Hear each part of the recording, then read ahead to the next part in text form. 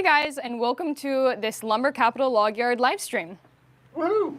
My name is Jeremy Pitts. I'm a sales guy for Nyle Dry Kilns, and I am here with our drying specialist, Ian Griffin. I'm not going to woohoo like he did, though.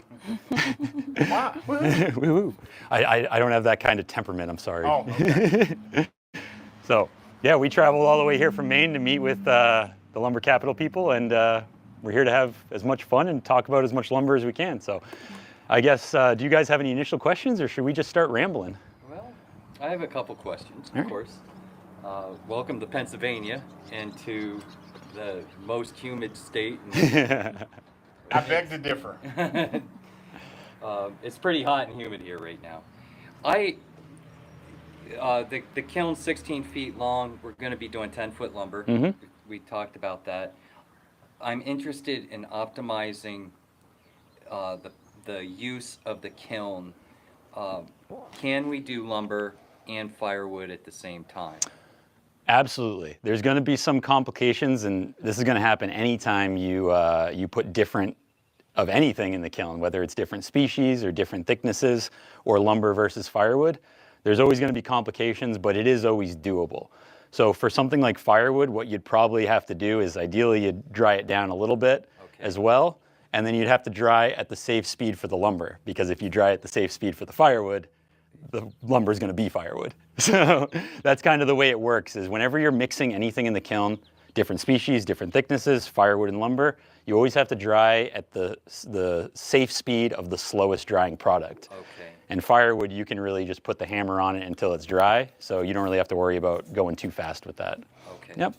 So in this particular instance, if you were going to say dry this with some firewood, you'd want to shimmy it all the way to one side so you have kind of room for the bins of firewood, and then just dry at the safe speed for the lumber, which if it's air-dried pine, you'll still be able to go relatively quick with that. Gotcha. And then the firewood is what it is when you pull the lumber out. So if we have to run it through the kiln again a second time, Yep. that would be...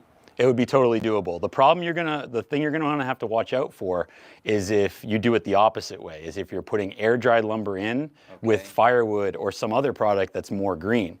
Because what'll end up happening is that high moisture coming off the green stuff will actually start rehydrating the shell of the stuff you're trying to dry that's already a little bit more dried. If you have something that already has some cracks or checks in it from air drying a little bit, you get moisture back into it too quickly, it'll look like it closes them up, but it can actually drive the crack a little bit deeper, and then the wood looks good, but then you go to plane it and it's all full of cracks. Would it be important that if we do this, could we have the firewood stacked in racks, or should it be loose? Like I was thinking of... Do you mean like racks as in kind of bundled up, or do you mean bins where it's all piled in loose? Well, what would be the better? I'm a big fan of bins. Basically, if you think of like, I know you guys can't see it on camera, but there's those 200-gallon water things with the... IBC totes. Yes, those. Perfect. There's the rail that surrounds those. You can fill the metal that surrounds those. You can fill those with firewood, and if you set them up so they're stackable, you might be able to squeeze two in on one side of your lumber charge, and that would work perfectly. Okay. In regard to that, one of the things we talked about was sticker placement, and you have educated us on how we can do it much better. And you said that if stickers are V'd, yes, it will cut down airflow. Yep. If they're the other way, it can actually increase airflow, and that would change your the drying content rate. drying. So I'm asking two questions. In regard to lumber, can you be more specific on that? And if we're just throwing it loose in a bin, now we don't have airflow, and that's why I was wondering if it would be better to have it stacked instead of loose thrown in. So the question is in regard to the stickers and in regard to the firewood being stacked. Okay, so we'll start with the stickers first. So as air travels through your sticks, if they're perfectly parallel, the air is going to be passing through at the exact same speed all the way along. If you're wider this way, it's going to create a funnel effect, and the air is going to speed up as it forces that amount of air through a narrower section. If it's the other way, if you have a narrow entrance and a wider entrance, that air is going to slow down when it hits that gap. So airflow is your primary vehicle for removing the water off of the wood. So if you have different velocities, it's going to pull moisture off of the wood at a different rate, which is going to lead to different drying. As for the firewood question, because it's firewood, you don't have to worry about airflow as much. If you have it, if it's packed really tight in the bundles and air can't get through, then it won't dry. But if you just kind of loosely pile it, you shouldn't have any trouble. If you really shake it down and cram as much into a bin, then perhaps actually stacking it in bundles so that the air can always get to it would be better.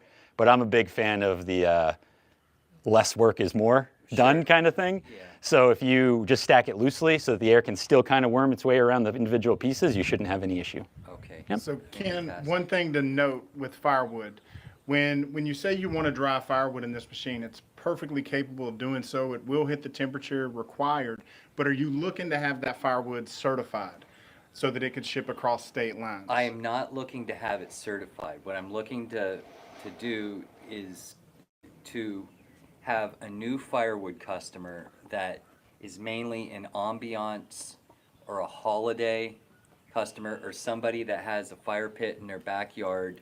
Perfect. And they just want to put a little bit of kindling in and light it with a match, and it's a no fuss, no mess thing. So it's very easy for them. So they're buying something similar to what they would buy in the grocery store, but they're buying it in a bigger bulk. And locally. Yes. Yep. So Ian, do you want to talk about some of the caveats to folks that are looking to do firewood versus just dry firewood for personal use or to sell locally? Absolutely. So basically, when it comes to firewood, specifically with an L200 Pro like this unit here, the limitations for getting certified, actually before I go on, any kind of certification is going to vary locally drastically. You're going to have individual local, state, and obviously federal regulations that you're going to have to meet if you want to certify your firewood. I apologize off the top of my head, I don't know every state in the union. But what is very common to require is core temperature probes to know that the lumber has in fact hit a certain safe temperature to make sure there's no bugs in it. That's a legal requirement in almost all certifications. And then your actual air temperature has to be hit for a certain amount of time if that isn't required still. So this particular unit doesn't have individual core probes. They can be installed on a lot of our other units, and I think we can, I believe, get them on this, but it would require some modification. And that's basically what it boils down to more than anything, is you need to hit a certain temperature, and you need to have some kind of core probe to prove you hit a certain temperature.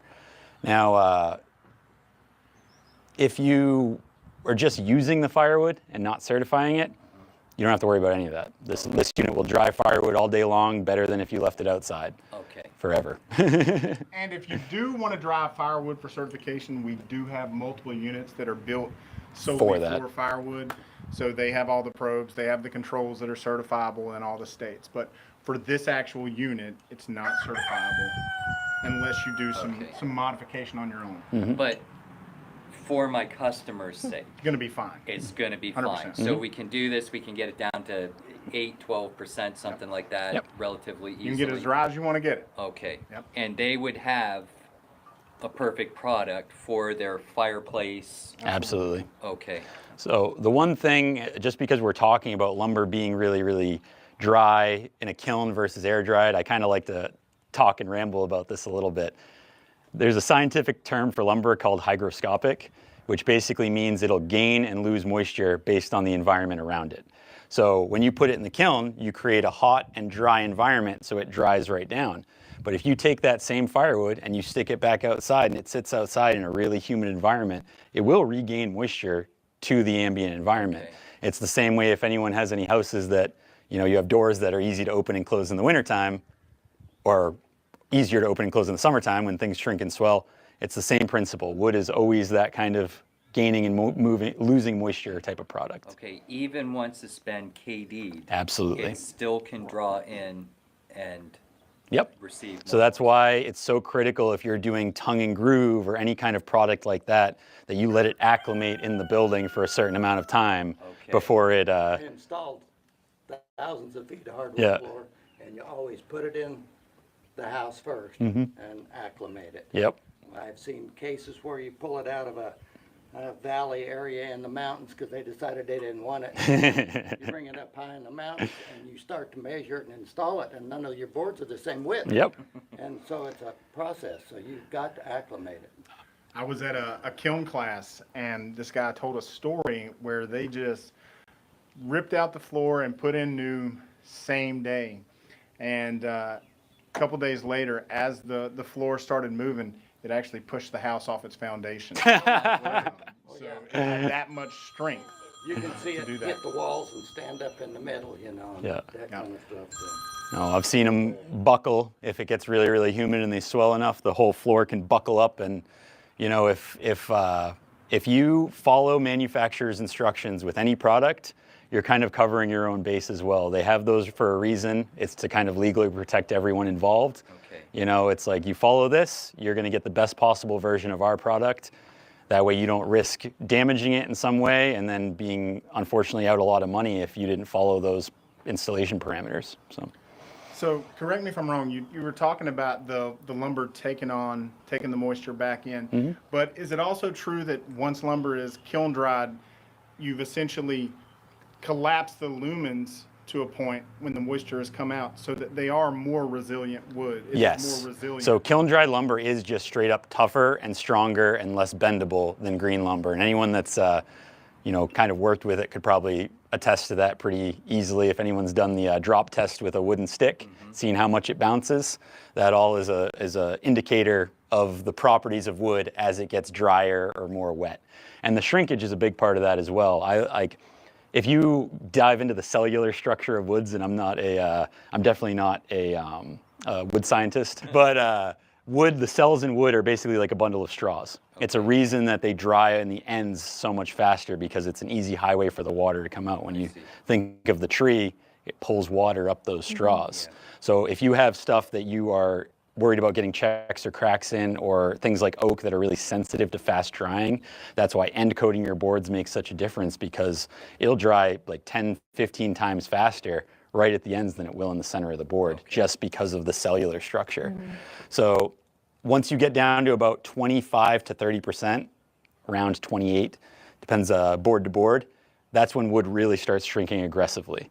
So you will lose a few percentage points in size from dead green down to about 28%, and then it'll shrink really rapidly down to whatever your final use is.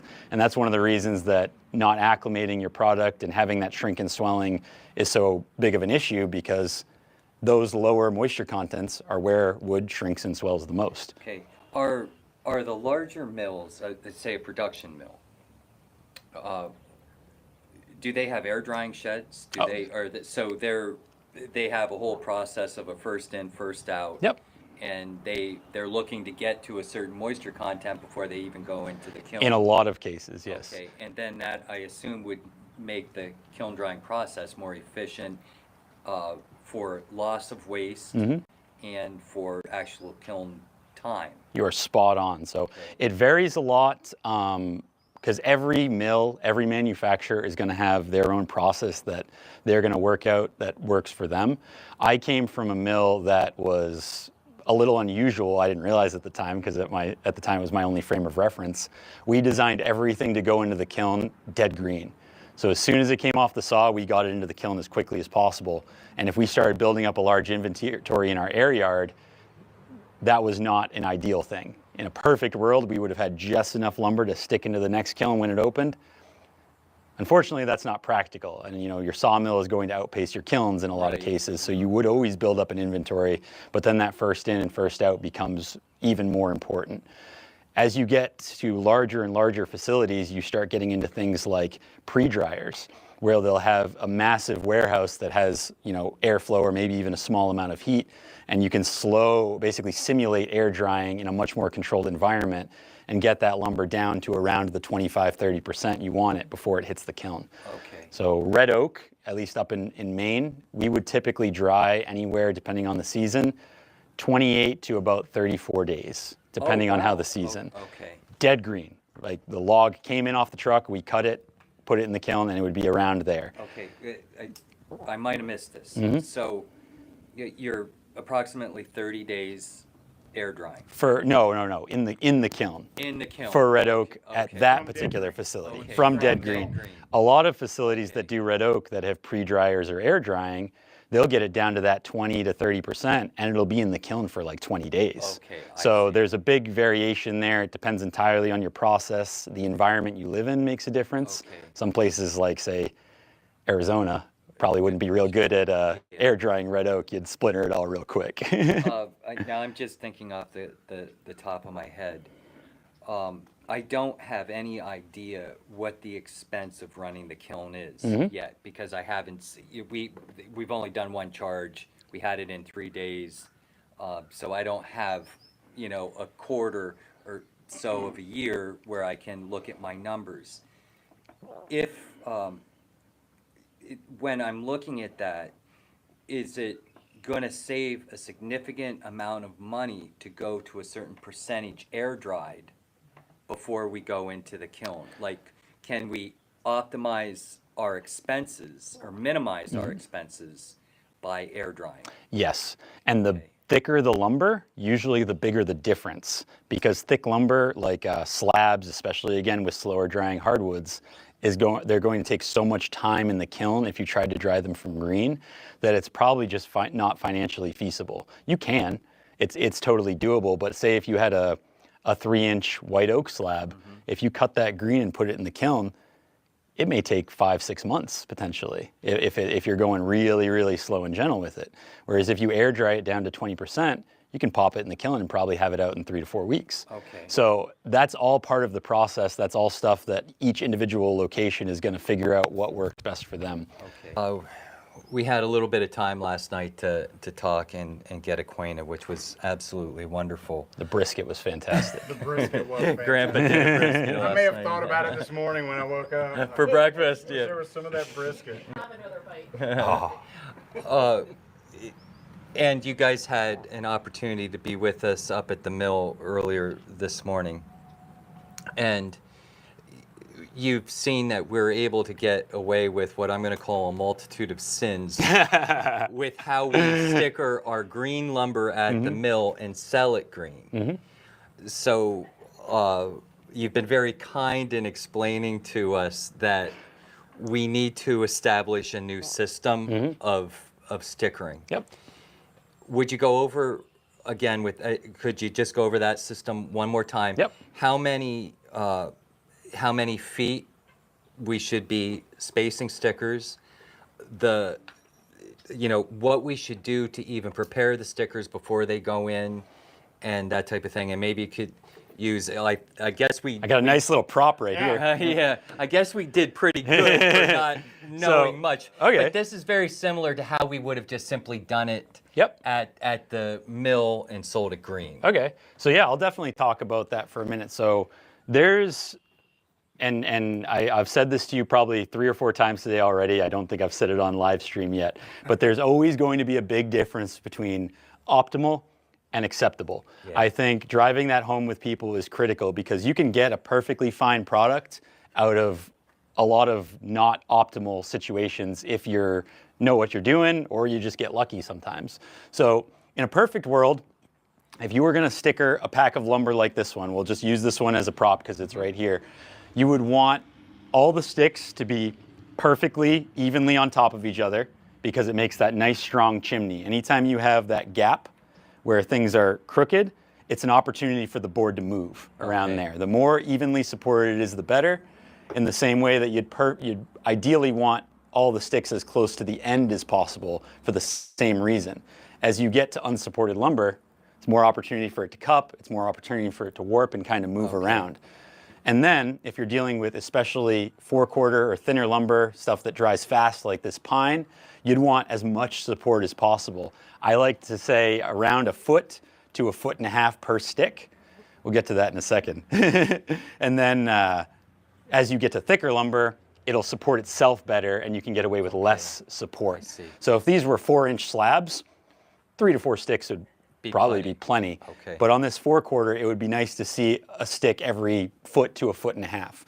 Now something like over here, where you've got these 10-footers hanging out of the 8-footers, In this situation, the best thing to do would have probably been to stack the 10-footer ones down on the bottom so you could sticker them the same way.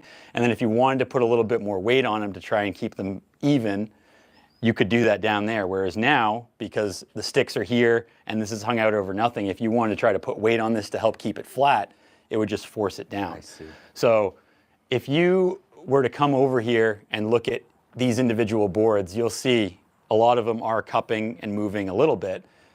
Most of them look like they're fine enough to plane out, which is why I've got no complaints. If I came over here and you had 3/4 of an inch gaps from the width of your boards to the stick, I'd be like, you might have some issues. But your quality here looks pretty fantastic, all things considered. Why do you have an idea of why by default we lucked out on our first I believe the air drying is critical. Yeah, I think the air drying is critical. I think you probably had a lot of humidity here, which made it so that even though you were air drying, it wasn't drying really rapidly. Okay. So it was able to kind of still be a relatively gentle environment. And then when you got it into the kiln, it was still nice and already flat, and it worked out. Okay. You know? One of the things that we talked about, I think part of the reason of our success is I have a fascination with numbers. And we had talked about going from a 1x10 green into the kiln to 3/4 by 8 finished, and I said my math is approximately a 40% loss, and I said again, this is covering a multitude of sins. Like how much do I need to worry about, and is a 40% loss to a finished product, is that fairly close to standard inventory? Is that what our customers should be expecting, that they're going green and the finished product, if they're going to go to a finished product, is going to have a certain amount of loss? Absolutely. Am I clear on that You're question? 100% accurate. So basically, when you have a rough cut board and you're trying to turn it into a finished product like tongue and groove, if you don't account for that level of yield loss, then you're going to get a lot more wood go into the chipper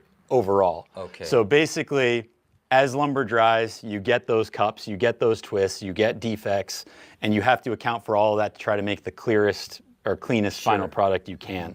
So it's very common in a lot of wood flooring mills to lose around that 38 to 40% range, kind of like you projected. So I think your math was pretty spot on. If you have lumber that is exactly ripped to the correct width every time, and your kiln drying process is under control, you're getting good quality logs, you could probably trim that back. So it is possible, it's not outside the realm of possibility, that you can get potentially up to 70% yield out of it. Okay.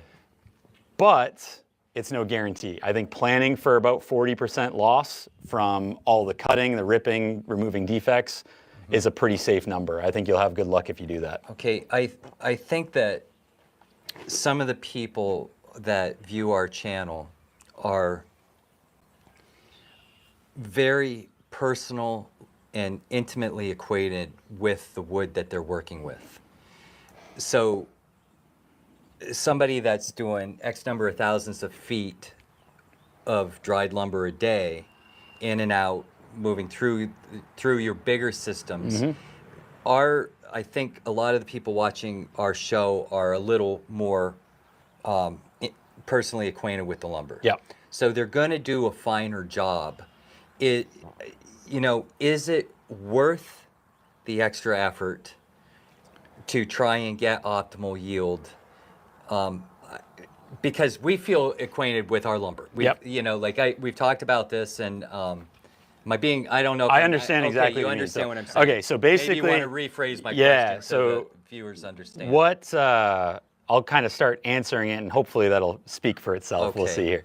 So as you get to larger and larger production in general, your margins get smaller and smaller because your costs go up. You have more material that you need to buy. You have more work put into cutting everything. You may have to buy bigger equipment, which is a higher cost. Sure. So what ends up happening is it just becomes a numbers game of where can I save each little kind of penny, which is why I can afford, I know I lose 5% off the end of every board because I don't end coat it, but I don't want to spend X amount of dollars to end coat it. It's cheaper to do this. Okay. That's what it ends up happening. And if you apply those principles on the smaller scale to a certain extent, you can benefit yourself quite a lot. It's like, okay, I know that I'll lose 5% if I don't end coat it, but all my customers aren't willing to lose that 5%. So I'm going to spend that extra because I know I'll sell more. To me, it's a quality game, not a quantity game.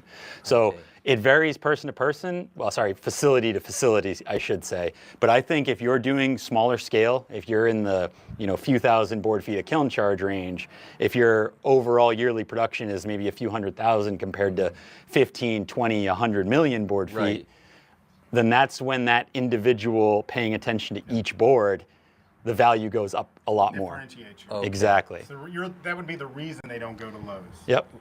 Okay. And going back to your costing, wondering, what's more beneficial, to put the wood in dead green or to air dry and run through? So if you look at it from just a sheer dollars, if we're just going to guess and say on average, if you ran this machine 24 hours a day for a month and your electric rate was somewhere around 10 cents a kilowatt hour, it'd probably be $300 to $400 a month, right, to operate this thing. Okay. So if you look at just that $300 to $400 a month and you say, okay, I can put 3,500 board foot of dead green oak through in a month. So now you've got $300 to $400 of energy usage in that 3,500 board feet.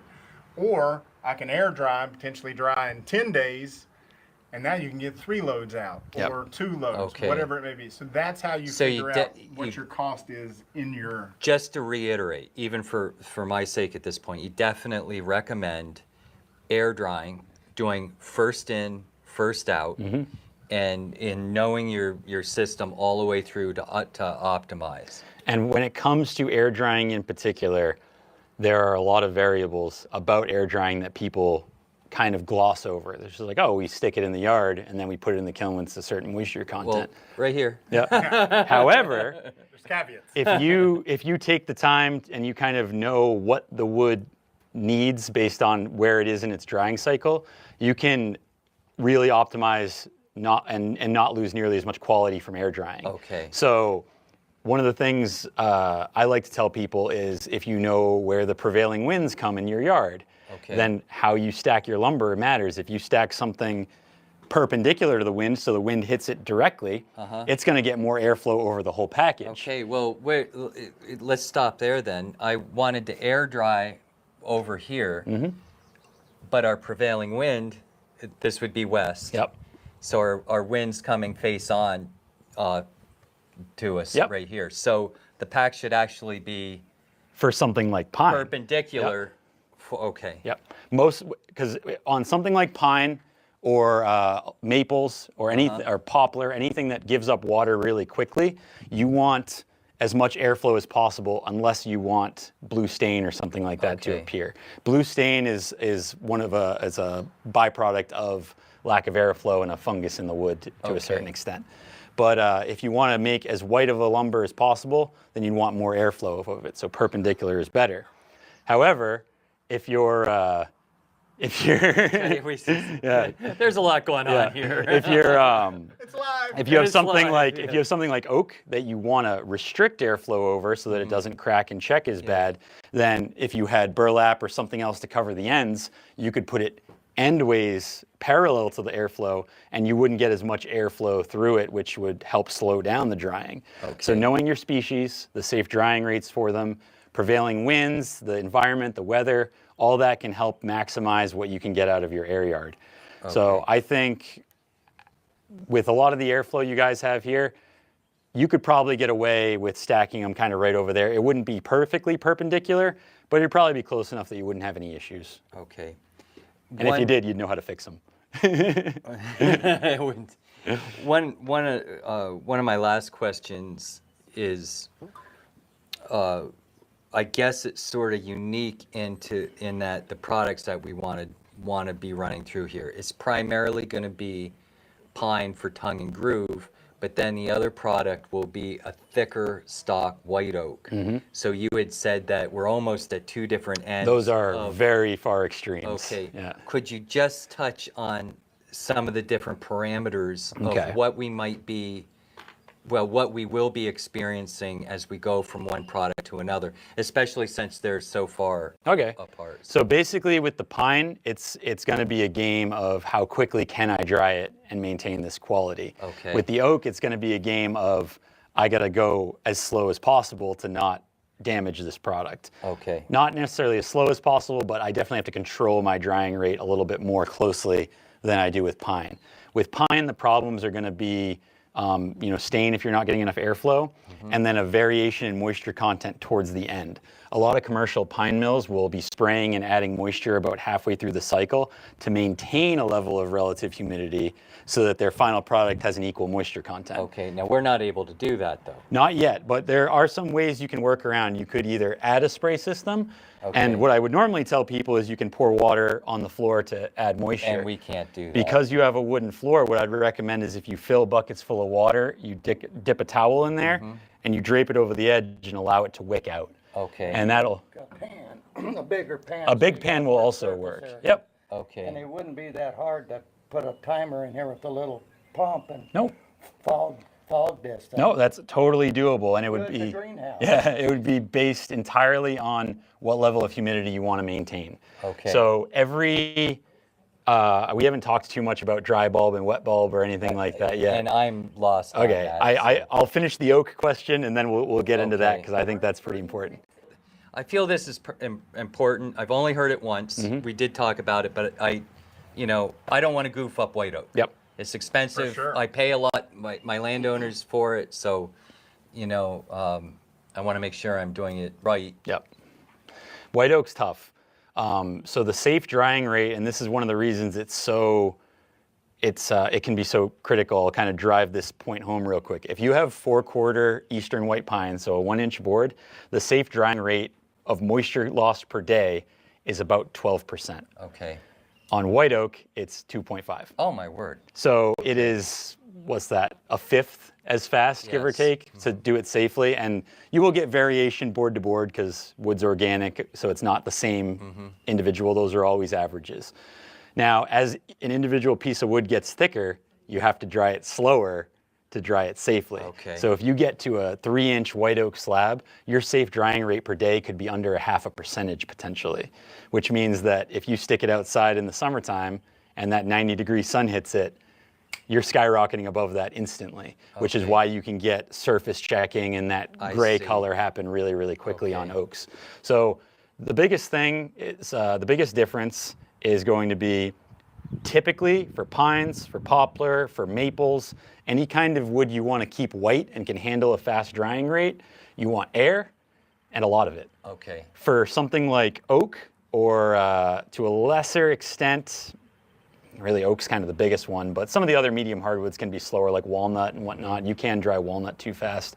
It's going to be a bit of a game of reducing that airflow and reducing the elements getting to it to prevent it from drying too quickly. Okay. Pine, it's really rare if you stick it out in the yard in the Northeast, as long as it's like, got a cover on it. It's really rare. Actually, it might be even impossible. Nothing's impossible. I gotta be careful what I say. That it'll dry too quickly to cause damage. Okay. But if you stick an oak outside in 90-something degrees and it's in the sun, it'll let you know. I do have one final question I'd like to cover. This is not something I've experienced, but it's something that I've heard. A lot of our artisan customers that are getting, say, a piece of cherry or a piece of walnut, one of the attractive things about cherry and about walnut is the sap differential is gorgeous. Yep. So you go from that cream to red and cream Yellow to birch does the brown. same thing. Okay, Yeah. and yellow birch. Yeah. So I have heard, and I don't know this is true, that when you KD those products, that the sap will bleed, or you will lose the color distinction Yes. from the sap to Yep. the Contrast. yes the So that can be another thing that airflow can help with that Okay. quite a bit. So basically what discolors lumber is usually a lack of airflow and humidity. If you stick it outside, it'll discolor quickly. That's why if you want to make the whitest possible pine or the whitest possible maple, You cut it in the wintertime when it's frozen and the water's not moving, and then you kiln dry it right out of that. Okay. Yeah, and then you get the water out as quickly as you can. Okay, I see. Anytime you have lumber sit outside, especially in the summertime when it's humid, as soon as that water thaws out, you're going to start getting discoloration. If you had a log that you had just cut today that hadn't been sitting outside, and you put it next to any one of these, it would probably be a lot lighter in color. Okay. But you leave it outside for even a few days, it'll So I'm start to going to darken. touch on that. So, and this will be the last thing. then we're going to end this. So, first off, we did have a question. This is our. Oh, you got to face this way. You got to get the mic. This is our L200 Pro Chamber. I didn't go all salesman-y on you. But so this is our self-installed chamber. We ship you all the panels, nuts, bolts, and instructions, and you can erect this yourself, or you can pay us to put it up for you. But someone asked, how much wood will this chamber hold? It'll hold a 3,500 board foot package. That gives you plenty of room in your plenum, and it's built for 16-foot lumber. So I think you've got 16.4 of load space. But that's what this will hold. But going back to what you guys were just talking about, if you heard him talking, he mentioned that his previous employer took their wood straight from the sawmill That's into correct, the kiln. sure. And so we were just telling you about the money behind it, and you're thinking, why would they do that? It's because when you put your lumber out on the Airyard, you're submitting it to the tortures of the environment. So you can get insects, you can get mold, you can get stain, you can get checking, all these different things. So the company he worked for wanted the best possible product. The whitest maple they could So get. that is why they went straight to the kiln. Now, here's the cool part about that. At Nyle, we build the only dry kilns out there because these are dehumidification kilns that start at a low enough temperature really to go in dead green. So it just makes our kilns a great fit for the folks that are going in dead green. Okay. And we're a closed loop system, so we're not typically venting. So it just makes that, I don't know if you want to explain how that energy works. efficient. I'll go on a little tear here before we wrap it up. Done, I promise. So on a dehumidification kiln, instead of I'll explain the difference real quick. A conventional kiln is kind of the kiln design that's existed for about 150 years. You heat up the air, it takes the moisture into the air, and then you open vents and you let all the humidity out. Okay. On a DH kiln, we have a little compressor and a refrigeration coil. You pump that humid air over the coil, it condenses and drains out. So since you're not opening vents, you don't need to vent all your heat all the time. So it's a lot more efficient for a wide variety of products. There are certain limitations, like if you had really fast drying, like poplar, and you tried to cram 4,000 board feet in here, you'd probably not be able to condense the water quickly enough. But if you had 4,000 feet of oak, something that dried a little slower, it'd be perfect. So it depends. You always have to size your unit for the product you're doing it. Because if we knew somebody was going to dry 4,000 feet of poplar, we wouldn't give them this exact system. So all that always comes into play. So this unit that you have, typically it could do 4,000 board foot. So if this unit was in a different chamber that wasn't confined to this space, you could do about 4,000 board foot of dead green oak, or about 15 to 2,500 board foot of dead green pine. Okay. So that's the limitations of it. It can remove around 250 pounds of water per day. Yeah. Okay. So you just adjust it for your load. Well, thank you guys. problem. This has been a great time. So thank you so Jeremy. much. Hey, Yeah. good chat. Good chat. Thanks for watching, sticking guys. with us. Cheers. Hope it wasn't too boring for you.